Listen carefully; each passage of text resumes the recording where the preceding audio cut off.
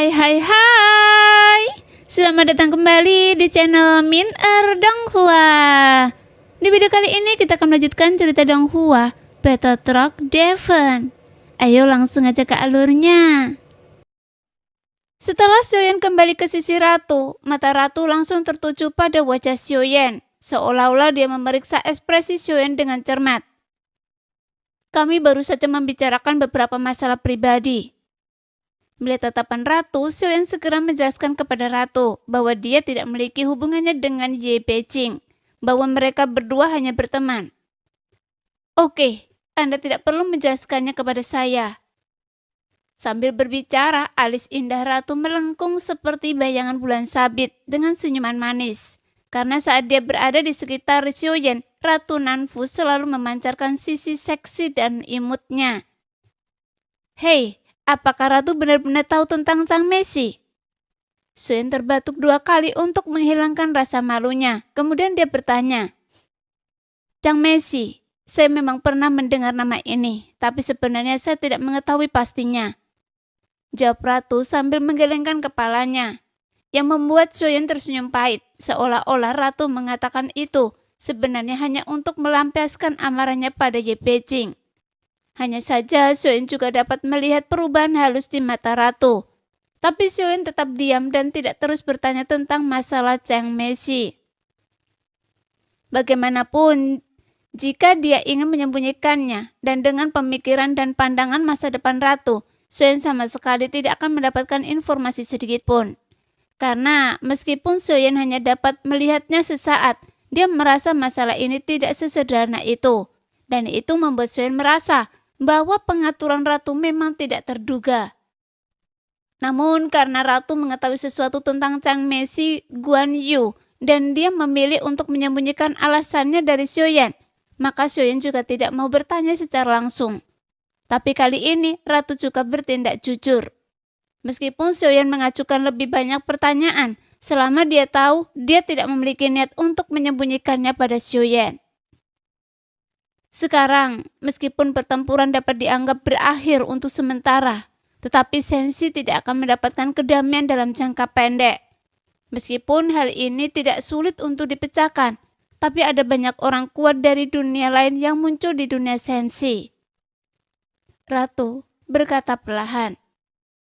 Tepat ketika Xiaoyan mendengar ini, dia langsung merutkan kening. Kemudian dia teringat pada Buddha yang telah bergabung dengan Taisu sebelumnya. Jadi Xiaoyan juga memberitahu Ratu tentang hal ini.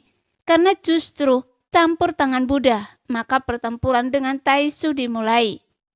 Mereka bahkan memasukkan Xiaoyan ke dalam dunia Yishiu dan membawanya ke benteng pasukan Taisu. Anda harus tahu, para Buddha juga ada di antara para dewa. Tetapi kebanyakan dari mereka dipercaya oleh manusia dan tidak memiliki banyak pencapaian dalam budidaya. Sehingga mereka harus datang dari dunia lain. Sejauh yang saya tahu, Buddha terkuat hanya bisa datang dari dunia misterius surga barat.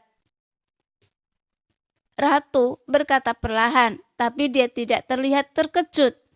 Bagaimanapun Ratu juga mengetahui bahwa selain Buddha dari alam misterius surga barat, ada juga orang-orang kuat dari dunia lain yang telah masuk ke dunia Sensi. Karena Ratu sudah mengetahui tentang Buddha dari alam misterius surga barat, apakah Anda tahu secara spesifiknya? Xiaoyan juga memanfaatkan situasi ini untuk terus bertanya. Sulit untuk menentukan orang kuat dari alam misterius surga barat dan dunia lainnya. Tetapi metode mereka berbeda. Ratu menjawab dengan sabar. Apakah mereka memiliki tujuan sendiri masuk ke Sensi? Atau apakah mereka dibawa instruksi Taisu? Menurut Anda, apakah para Buddha dan Taisu bekerja sama untuk menghadapi Sensi? Xiaoyan mau tidak mau bertanya. Jika Taisu sendirian dengan kekuatan bertarung Sensi, meskipun mereka pasti bisa bersaing dengan kita, tapi Taisu tidak akan pernah berani mengatakan bahwa mereka pasti akan menang. Tetapi jika dunia lain ikut campur dalam pertempuran antara Sensi dan Taisu, maka variabelnya akan sangat besar. Jadi bisa saja dunia lain akan campur tangan. Tapi kepastiannya perlu dikonfirmasi lebih lanjut. Dan saya telah menyerahkan masalah ini pada Ke Yun untuk sementara waktu. kata ratu sambil tersenyum, kemudian melanjutkan. Anda telah meminjam kekuatan yang mulia dan mengalami pertempuran seperti itu. Sekarang saya menyarankan Anda untuk kembali ke alam dewa kuno dulu, untuk melihat istri dan anak-anak Anda. Bagaimanapun setiap kali mereka bertemu dengan Anda, mereka terpisah ratusan tahun. Dan situasi akhir-akhir ini tidak begitu baik. Jadi mereka pasti mengkhawatirkan Anda. Mendengar itu, Xiaoyan mengangguk dan melihat prajurit Taisu yang tak terhitung jumlahnya, dan semuanya diikat. Pada saat ini, banyak sosok dari alam dewa kuno yang mengemas sisa-sisa Taisu. Bagaimanapun akan sia-sia jika membunuh boneka-boneka ini. Jadi lebih baik untuk membawa mereka dan melakukan penelitian tentang teknologi Minghe. Jadi pasukan alam dewa kuno mengambil sebanyak yang mereka bisa. Lagi pula jumlahnya bisa dikatakan sangat besar. Dengan ratusan kapal dewa kekosongan dan ratusan binatang buas. Bagaimanapun, jika hal-hal ini dibangun sendiri, mustahil bagi Sensi untuk mencapai tingkat dewa seperti sekarang ini. Namun dengan pembelajaran dari kesalahan masa lalu dan penelitian, seharusnya mereka dapat dengan cepat dibuat oleh alam dewa kuno. Seperti kata pepatah, belajarlah dari kelebihan masing-masing untuk mengimbangi kelemahan. Jadi kekurangan teknologi Minghe di dunia Sensi dalam data ditebus dengan ini. Taisu sangat kuat karena mampu menggunakan dewa kekosongan sebagai bagian dari formasi dalam pertempuran. Taisu juga meninggalkan banyak teknologi yang tidak dimiliki Sensi. Dengan cara ini, tidak butuh waktu lama bagi Sensi untuk menutupi kekurangan teknologi di stick. Jika Anda memberikan ini kepada Ding Yue, dia akan sangat senang. Lagi pula teknologi Minghe-nya telah stagnan untuk waktu yang lama. Jika dia bisa membuat baju besi dewa kekosongan seperti Taisu, itu mungkin bisa lebih meningkatkan kekuatan pasukan Sensi tempur. Ratu berkata perlahan. Saya juga telah mengumpulkan banyak baju besi dewa palsu. Setelah menembus batasan yang diperlakukan oleh Taisu, maka baju besi tersebut dapat dipakai oleh pasukan Sensi yang kuat. Bahkan jika baju besi tersebut digunakan oleh orang kuat keabadian kaisar, dibandingkan dengan boneka Taisu yang mengandalkan baju besi dewa palsu untuk bertarung, mereka secara alami jauh lebih kuat. Hanya saja Taisu telah mengalami kemajuan. Dibandingkan dengan baju besi dewa palsu yang pertama kali Xiaoyan lihat, Taisu terus meningkatkan selama 1000 tahun terakhir. Karena selain baju besi dewa palsu, Taisu juga menggantikan jantung dan anggota tubuh binatang buas dari logam. Sehingga binatang buas tersebut bisa dikendalikan oleh Taisu. Xiaoyan menjelaskan secara perlahan. Meskipun semua makhluk di dunia mengabdi pada budidaya dan mereka sendiri terlalu lemah, ini bisa dianggap sebagai mencari cara lain ketika sumber daya budidaya tidak mencukupi. Dan memang mereka menemukan jalan di antara dunia lain. Ratu menutup mulutnya dan berkata sambil tersenyum. Ayo pergi, ikutlah dengan saya ke Bahtera dulu dan berangkat kembali ke alam dewa kuno. Pada saat ini, Xiaoyan masih memiliki banyak pertanyaan di benaknya, tapi Ratu menyela Xiaoyan. Pada saat yang sama, sebuah bahtera perlahan mendekat dan Ye Beijing segera terbang ketika dia melihatnya. Sepertinya Latu Liume telah membuat pilihan dan Anda berencana untuk membawanya bersama Anda, kata Ratu Nanfu. Mendengar itu, Xiaoyan tersenyum pahit sambil menggaruk kepalanya.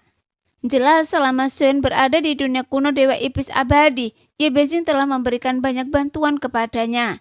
Jika tidak, semuanya pasti tidak akan bisa berjalan lancar.